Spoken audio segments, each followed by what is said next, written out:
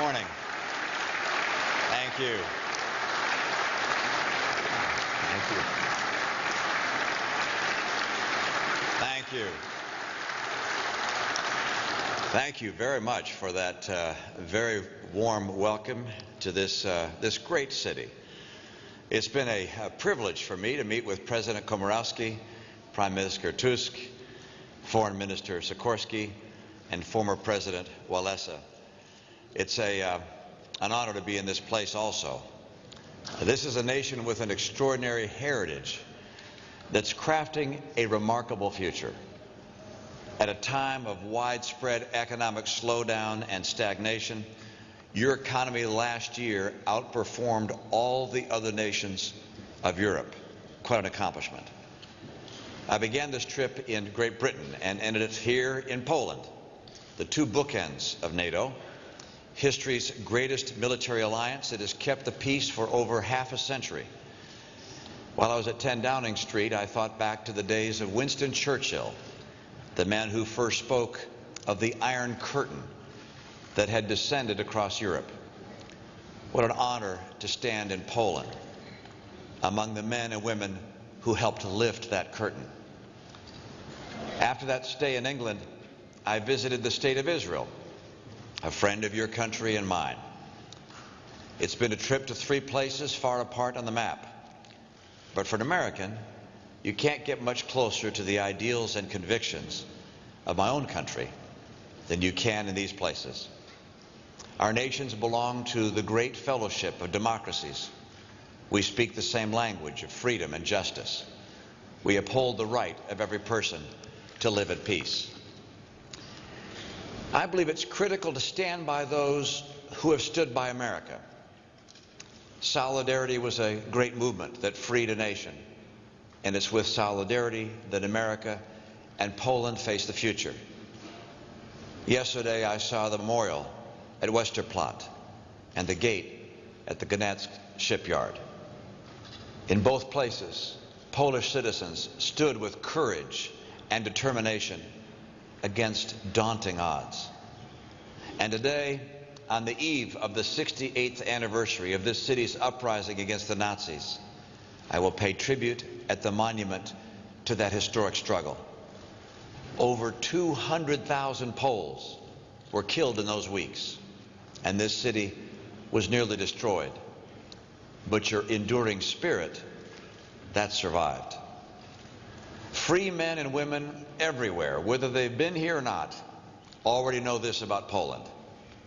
In some desperate hours of the last century, your people were the witnesses to hope, led onward by strength of heart and faith in God, not only by force of arms, but by the power of truth. In villages and parishes across the land, you shamed the oppressor and gave light to the darkness. Time and again, history has recorded the ascent of liberty, propelled by souls that yearn for freedom and justice. Former Secretary of State in the United States, Condoleezza Rice, has noted that it's often one brave man or woman who says no to oppression, and in doing so sparks a revolution of courage in hundreds and thousands or millions of others. In 1955, in my country, Rosa Parks said no to a bus driver who told her to give up her seat to a white person. And in doing so, she started a revolution of dignity and equality that continues to this day. Mohammed Bouazizi, a street vendor in Tunisia, was denied his business wares by a government functionary, and in protest committed suicide by self-immolation. With that act of defiance, the Arab Spring was born. Nicolae Ceausescu stood before an audience of 200,000, recounting for them his supposed works on their behalf. One elderly woman shouted out what others only thought. "Liar," she said.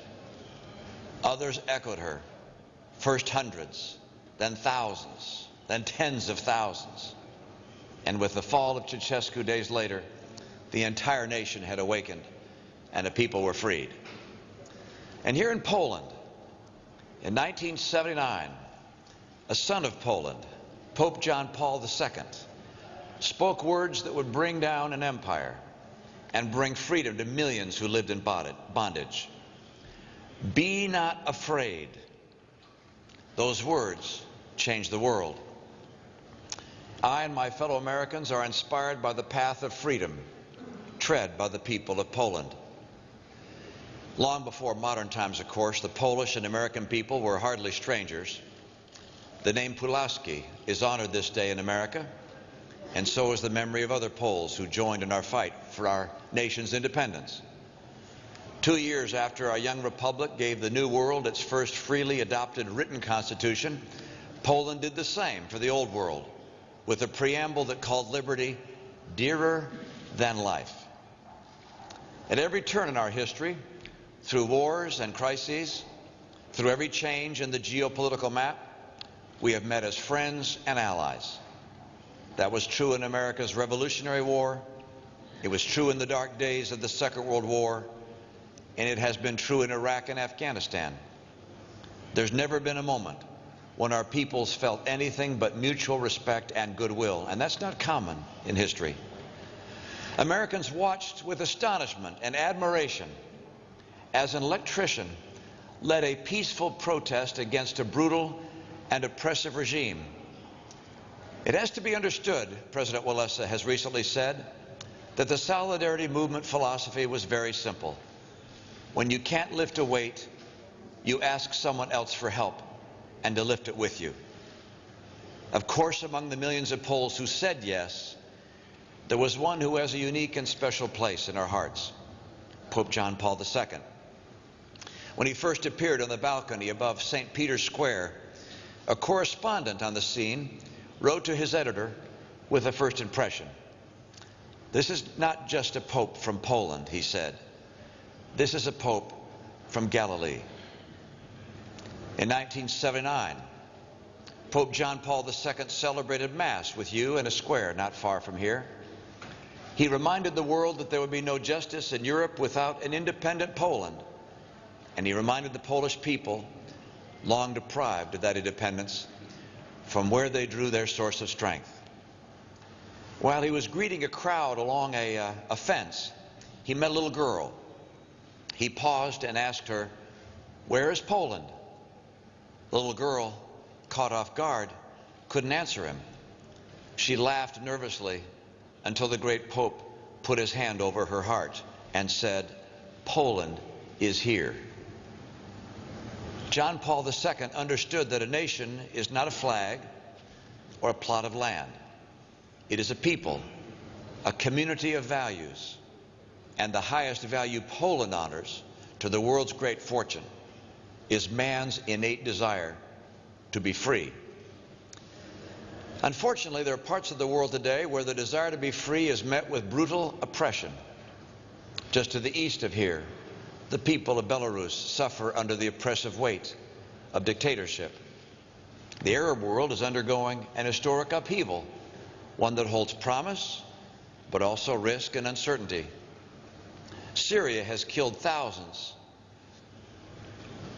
Its brutal dictator responsible for the lives of thousands of his own people. In Latin America, Hugo Chavez leads a movement characterized by authoritarianism and repression.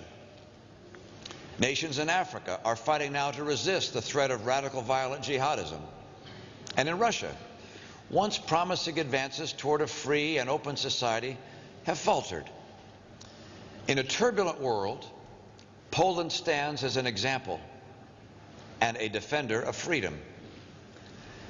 Only last month in Gdansk, a sculpture was unveiled of President Ronald Reagan and John Paul II. As President Walesa told a reporter, Reagan should have a monument in every city. Czeslaw Nowak recalled the days in 1981 when he, Walesa, and others were imprisoned by the communist regime. Just when it felt like they might be forgotten by the world, the captives learned that in the White House, the President of the United States was lighting candles. It was a demonstration of unity, unity with them a sign of solidarity. When Reagan lit the candles, Mr. Nowak recalled, we knew we had a friend in the United States. This is a country that made a prisoner a president, that went from foreign domination to the proud and independent nation you are today. And now for both our nations, the challenge is to be worthy of this legacy as we find our way forward. The false gods of the all-powerful state claim the allegiance of a lonely few.